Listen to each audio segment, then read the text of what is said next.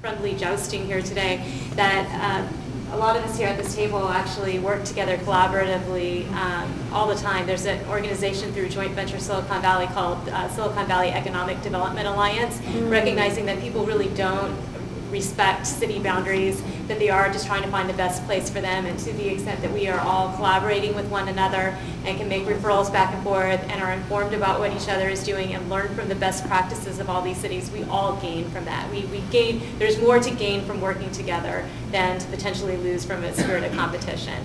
And I'd say we're really fortunate to live in an area that really respects that collaborative working relationship among economic development professionals amongst Silicon Valley. And so just wanted to throw that out there, even though we have fun poking fun at each other. We really do actually work together in collaboration most of the time. Yeah, and that's okay, because in our business we know we compete and we also work very well together. So, very appropriate example. At this time I want to open up to some questions. I know there was a question earlier. Larry first. I'll start out with Santa Clara. What, Yahoo bought a lot of properties near Great America there. Are they doing anything with that property in that area that you know of? That's a good pickup. I didn't mention a number of projects and kind of left them out on purpose. The only indication that Santa Clara has that Yahoo is there is what we read in the Business Journal. That they bought the and it was only recently, about 3 months ago, that they came in and said they wanted to fence off a number of the properties. Basically, I guess they were moving out some tenants. And so that was kind of indication. And the higher management and the city staff, they're aware that they're developing basically a campus plan. But is it going to be for themselves, or is it going to be for their partners and associates? And so we don't have any indication it's going to be the actual Yahoo campus. We would love it if it's going to be their headquarters. They're already in Santa Clara. They occupy a number of basically key properties. The Mikado Shopping Center adjacent to them, the Serato development next to Mission College. Yeah, they're in Serato. Great America and Mission College Boulevard. They occupy the Tower building. They basically moved a little bit north and picked up the old Synopsis building. And they basically are doing tenant improvements to it. Right next to the two towers, where Nortel used to be, ATI. So they have a lot of activity in Santa Clara, and we would hope that they like it in our community, and we would be able to basically capture a part of their business. I think there was a question earlier. Yeah, I was going to ask about what the city's done with the flea market. Oh, Santa. The plan for the flea market is, well, I think all of you know that there's a plan to bring BART to San Jose, and there'd be a station at the flea market. And the date of when that's supposed to open keeps moving out and out. And I can't keep track of when it is now, hopefully. But yeah, I mean, essentially, it would be a mix, high-density housing, some office employment type uses, some retail. It'd be essentially like a village of much higher density than the surrounding developments. So that is one of those few very, very large pieces of property that's an opportunity site. So we want to make the most out of it. Yeah. Monica? Anyone want to buy it? Monica? This question is for Sunnyvale representative, but of course it could be for any of our city's representatives. And as realtors, we constantly have clients, especially trying to buy homes for the children. And those could be active boomers who just graduated maybe for 8 years. As we all know, median home prices in Silicon Valley continue to be high and sustained in spite of the foreclosure of the nation.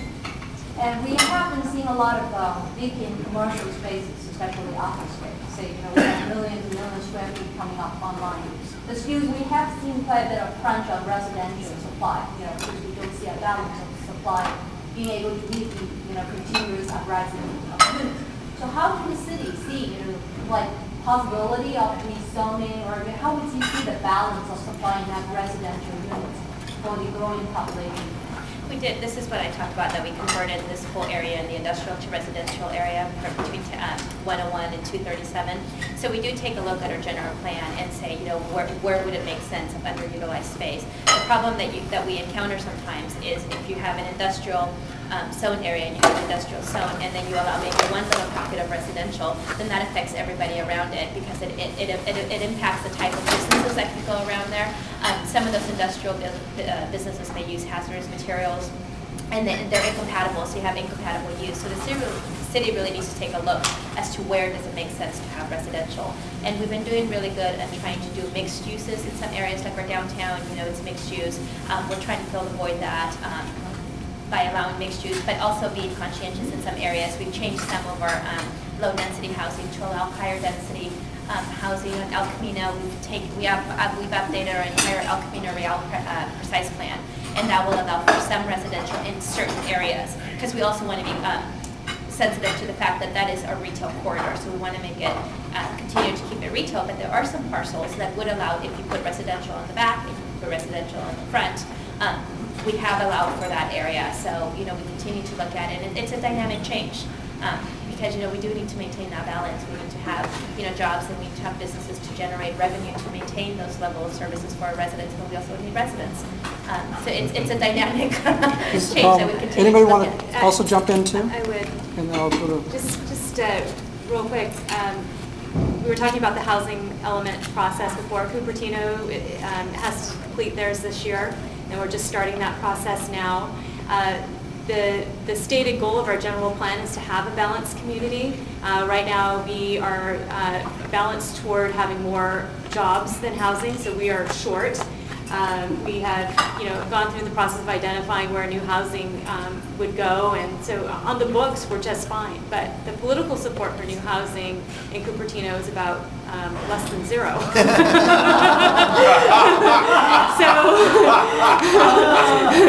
So the last several large projects have been voted down by referendum from citizens at Cupertino. So I guess the challenge that I would throw out to this group as realtors is that you need to get involved in this housing element process. And if anybody has specific interests, we're forming a committee right now. I'd love to have representation from this group, because I think that the word needs to get out. Look, parents are trying to find affordable houses for their children, and if you want to be able to live in the same community with your son or your daughter, we've got to get a little bit more creative about figuring out how to make this work. And it's not to say that we're going to have some major growth explosion and it's going to be the kind of housing product that people don't like, but we can do housing in a sensitive way that meets their needs and enhances our community if only people will give this idea a chance. And so I encourage you as an industry who's depending on residential growth in the future to get involved, especially in places like Cupertino, where we could really use an infusion of different ideas.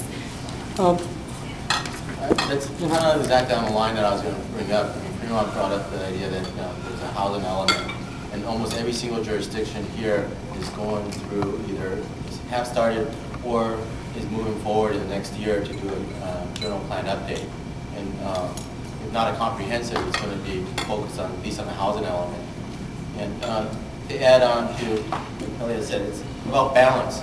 A lot of this jobs housing, it's easy to put units in. You could take a something that would be for a family with open space and a bedroom count of, say, a 3-bedroom apartment, and you can split that down into 1-bedroom studios and 2-bedroom units, and take up more of the open space and put in additional units to keep a housing, jobs housing in balance.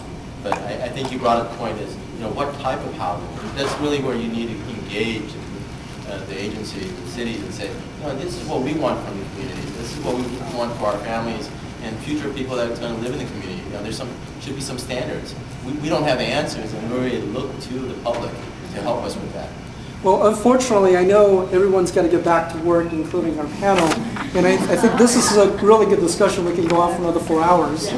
But I want to thank everybody and thank the panel. We have a little bit of a gift. I asked Eunice and John to come help me hand out the gift for each one of our I know lunch was a little rushed for you guys, so I want to make sure you have something. I'm going to ask Amir, even though he's not on the board, he's here all the time. Can you help me draw the raffle prize winners? Sure. Just draw one. I'm going to go off the list. Excuse me.